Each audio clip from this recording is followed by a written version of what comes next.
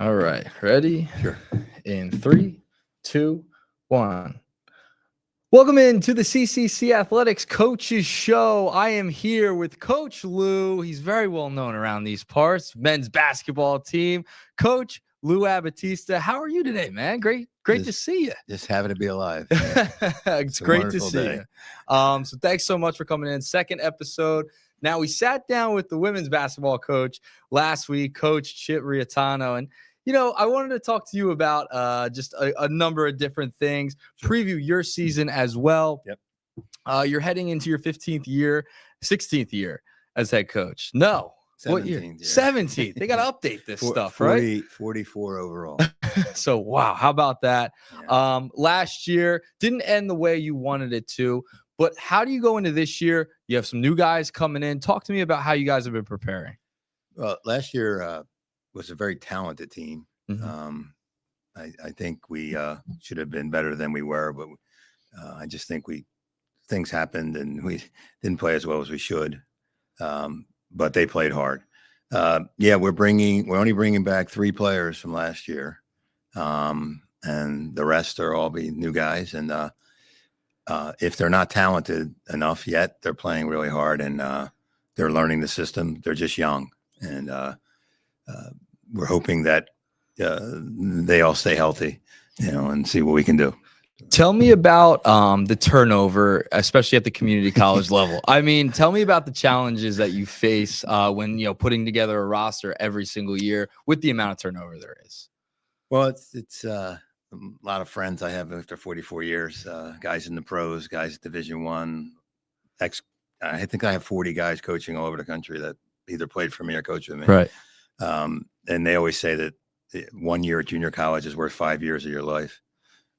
So it is a difficult task, but that's why you're here. You're here right. to help guys move on. That's the only recruiting, offer you can make them is, hey, if you come here, you're going to get recruited. So I'm used to it. It's fun. And again, we would have brought back a couple other guys from last year's team, but they moved on. So it is a constant challenge. I already have 100 emails for next year. I already have, I've been talking to 15 guys already. Right. So I guess what it is your recruiting never stops. Yeah, it doesn't. It doesn't at this level.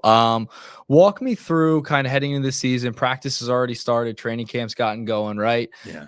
Tell me what you've noticed about this new squad coming into this year. Well, I think that, as I said, they're willing to learn. I think it's hard to explain the difference from high school to this level. When we go to the junior college jamboree in October in 2 weeks, you don't really have to say much because you see how fast the game is and how much more physical it is. But our guys, are there every day.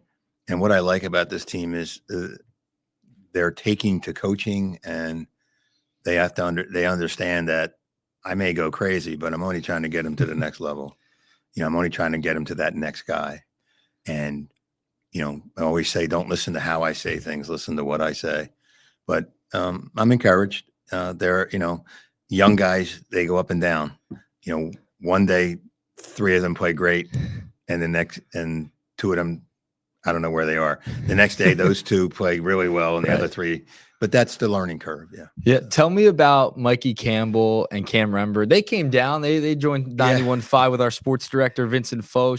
Talk to me about what you think of them heading into the next season, as well as, how important they are to the roster this year. Well, let me say that Charlie LeBear is coming back from Motion City, but Charlie's been ill, so he would have been here as well.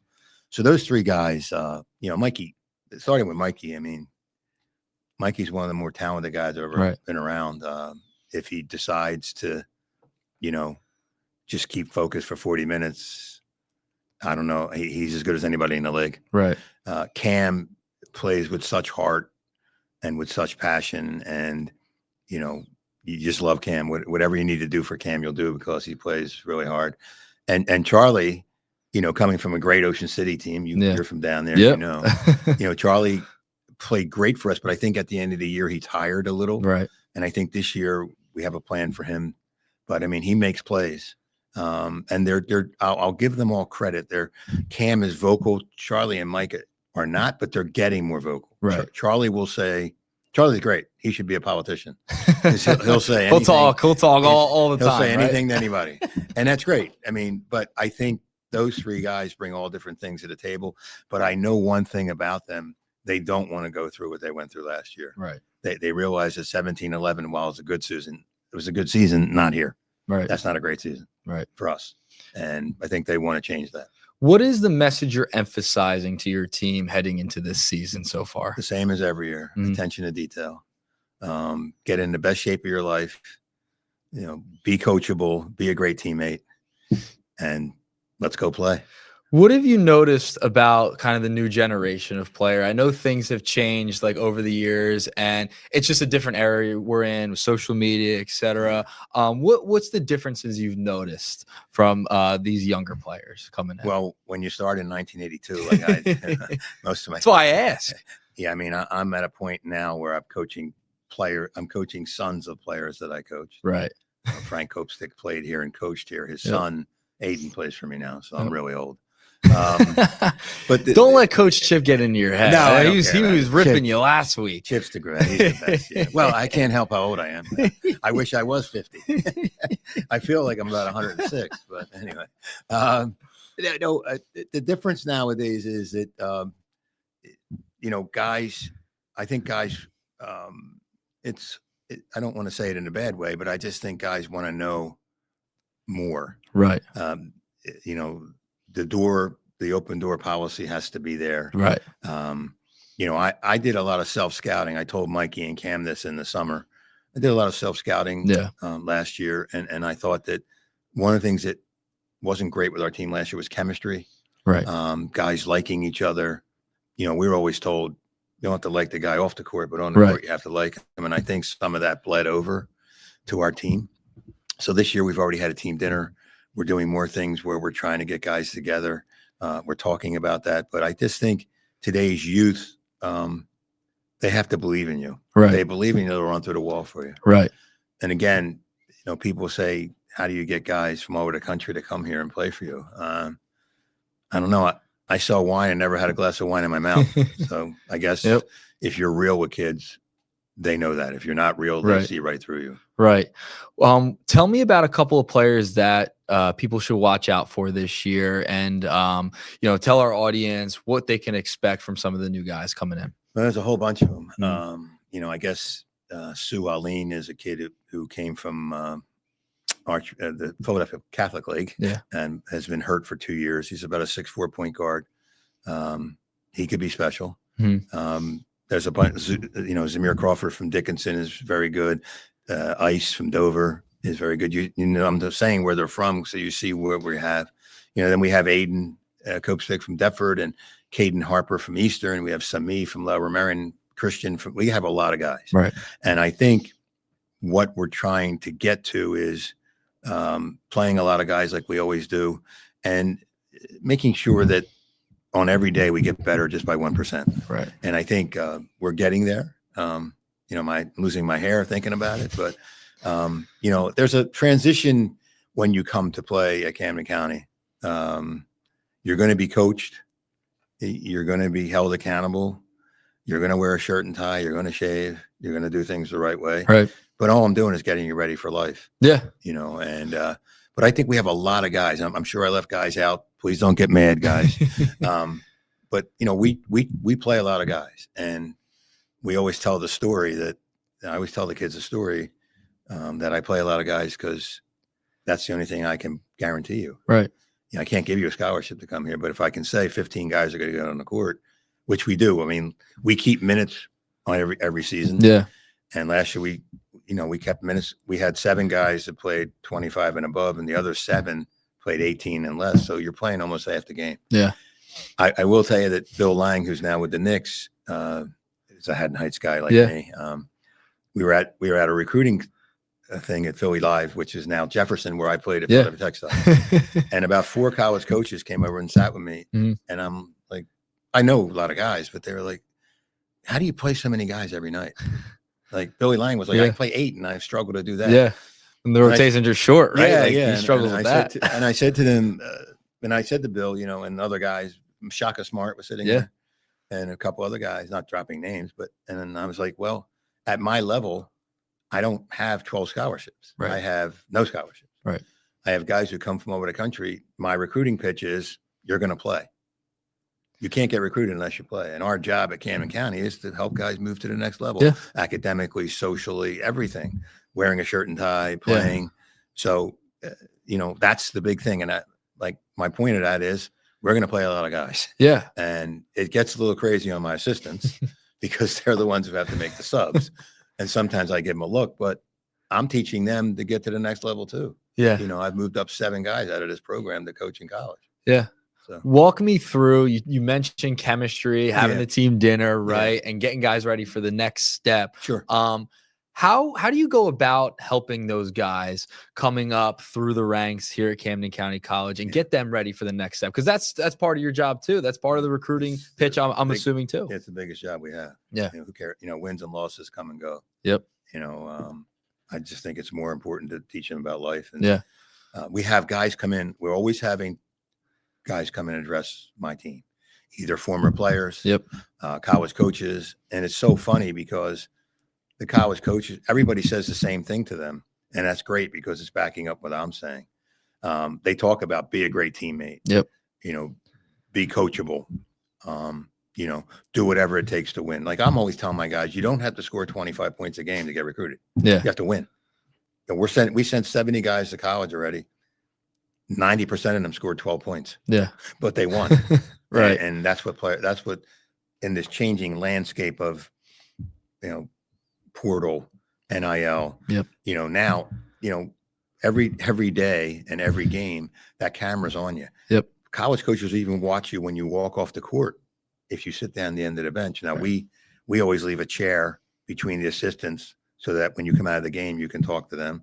You're not looking like, put your head down, all that, so we talk about all those kind of things. But when college coaches come in and former players come in, it's great because it's a different voice, but it's the same message. And the message to them has to be, there's a reason I'm here.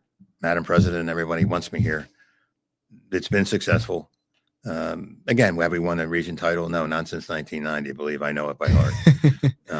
But look at the greatest thing for me is to go watch my guys play in college. Yep. We had 70 of them did it. Another great thing for me is to go watch guys who coach at Wilmington or at Maryland Eastern Shore, or Goldie Beacon, wherever it may be.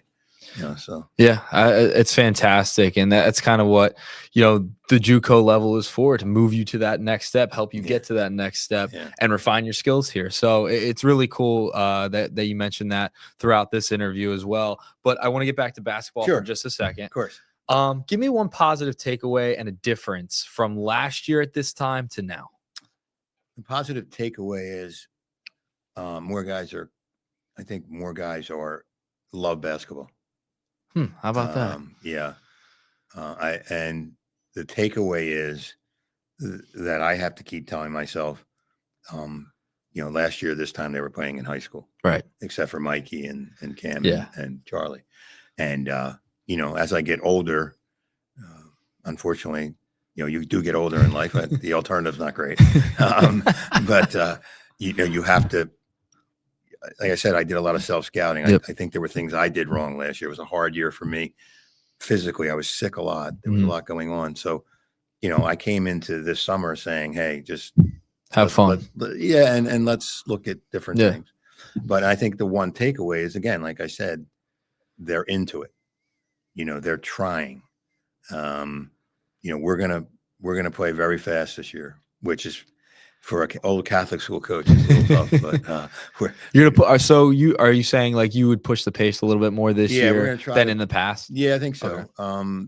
We don't, we missed out on some size. We had 2 or 3 kids on campus that were 6'10" and it didn't work out. Right. So we're smaller. Our biggest guy's probably Ice from Delaware is about 6'5", but Mikey and 6'5", and then those guys. We have length. Right. But we have a lot of guys, and I'm going to try to play a little faster. But our big thing is, if the one takeaway would be that last year was the first year since I've been here that we were not in the top 5 or 6 in the country in defense. And I think this year they're buying in on the defensive end. Right. How important is it defensively to elevate this year, right? And you talk about defense. Effort is very important when it comes to defense. Defense to me is very much a lot of it's just effort. And you mentioned that your guys, hey, this is a team that loves basketball. Do you think that's going to translate throughout the season this year? Well, it better. We're going to lose. Yeah, I do. I think back to your question of kids nowadays, they have to like the style you're playing. Right. I don't see how you couldn't like playing for a coach who never yells at you for shooting, plays a lot of guys and just says, hey, we're going to defend. Yep. And we have 11 different defenses and nothing's written down. It's all in my head. We run plays all the time. It's all in my head. But, I think effort will be key, which we're small. Mm-hmm. And so in this league, as you know, you're playing 4 or 5 teams in the top 20 every year. Yeah. We were 9-3 and ranked 7th in the country last year with 3 losses. So I think we have to understand that there's going to be nights you can't make a shot. This ball just doesn't go in the basket, but defense travels.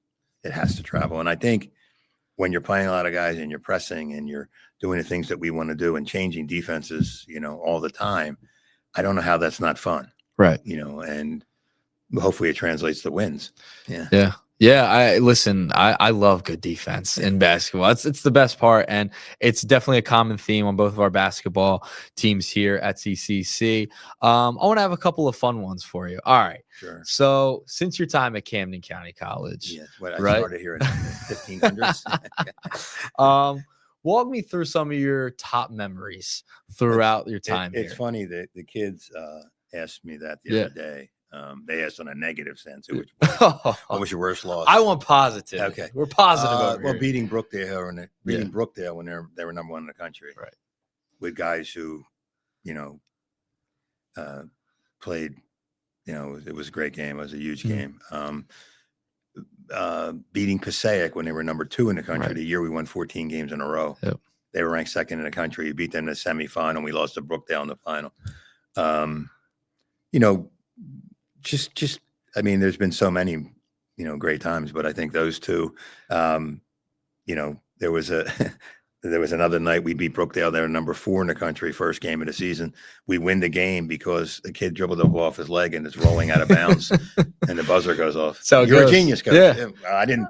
Okay. I'm a genius. Yeah. Thanks. That's sports, right? Yeah. It works out sometimes like that. I will tell you that I guess, the one thing my family always tells me is I don't know how to celebrate a win.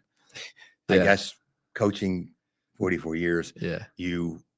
I think Chip said it the other day too. It's like you win a game and you're always wondering like what you could have done better and why was it so close? But there's been some great wins. The Salem game this year was an unbelievable game. Yes, it was. The Ocean County game this year last year was an unbelievable game.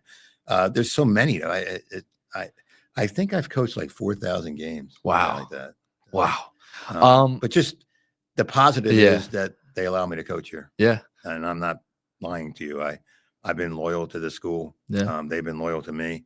Mr. Fred, Mr. Boyer, what they're doing now. Madam President, obviously, is really, the place is so different. Yep. I say to my family all the time, I wish I was 55 instead of 68 because there's so many great things that are happening, including a radio station. Yeah. This is unbelievable. Yeah. It's been fun. We'll be out there for a lot of games. Yeah. I got another fun one for you. Now, give me one thing your players might not know about you. That I've been to operas. That I'm very cultured. Wow. Yeah. I didn't know that either. Yeah, well, the other part. Are you big into that? Is that like something that you like to enjoy? The other part of my life is the wine and liquor industry. That I sat with Michael Jordan one night and I sold liquor and wine to all the clubs in Pennsylvania, and Philly. Yeah. One night I'm sitting with Prince, one night I'm sitting with Madonna because we were, one night I'm sitting with Jay-Z. The Jay-Z story is classic. He had actually watched me watched us play at St. Augustine. We beat his high school team in Atlantic City. He showed up at the game. And that night I'm doing a Hennessy lounge and he shows up. He goes, "Hey coach, how you doing?" I'm like, "How do you know me?" "Oh, you guys just beat my team." Rice out of New York. Yeah. You got to tell that one to the guys in the locker room, right? It's They'll probably okay. go nuts. They don't believe anything I tell them anyway. Well, it's funny. They're always saying, Coach Lou, tell us stories. Yeah. And I don't know why I don't. Well, now they're going to have to listen to the coach's show. To hear the stories, right? Know that story. That I'm cultured and that I'm always that I'm not, that I don't hate them. That's fantastic. I don't because I know you get on them. I know, I get on them sometimes, everybody right? comes up to it's me, part of coaching. Yeah, everybody says, you kicked the chair last year. Yeah, so and I mean, it's funny, but I really want them to know it's passion. Yeah, it's passion. At 68. You still got it. I will say, I saw a couple clipboards last year. It was fun. I don't remember that. I heard about that yesterday on the show, and Mikey was like, "Coach, you never threw a clip." I said, "No," but I mean, you hope you make a difference in their lives, right? It's funny when they're here. Well, let me back up. When they first come here, they first meet me, they don't know what to believe, right? And then they get here, and everything I tell them is the truth, right? And I always say to my players, I will never lie to you. I don't, that's not me. You may not want to hear what I have to say, but I'm going to be honest with you because a lot of people in your life are not. Yep. And so they have to understand that, like, I'm only looking out for them. And, but I hear that I'm mean. I hear, and I know people say, I love to watch you coach because who knows what you're going to do. You fell down last year. Who knows what you're going to do? I don't know. I'm just passionate about the game. Well, that's who you want in a coach, right? Someone that's going to be passionate about the game, and we've seen it. WDBK just calling the games right next to your bench. We're excited to be back again this year, calling the games. Hopefully, we're going to get you on maybe one of the women's games. Yeah, right? You do some color for us. Well, I have done games before. All right. Well, we're going to get you on. I've done state championship games back in the day with Pat Delsey. Yeah. God rest his soul. Yeah, I've always wanted to be an announcer. I used to go on the air with Craig Barton. Yeah. Careful. But he's a friend. And I love talk radio because I listen to it all day in my car.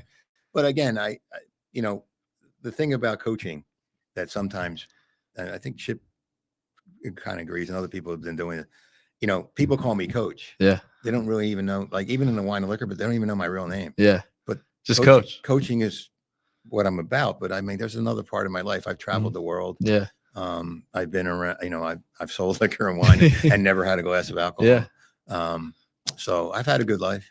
It's fantastic. We're very much looking forward to the season. If you had to give one word to describe this team heading into the year, what would it be before we get out of here? To describe what I'm thinking, or what? 3 words. 3 words. Work in progress. All right.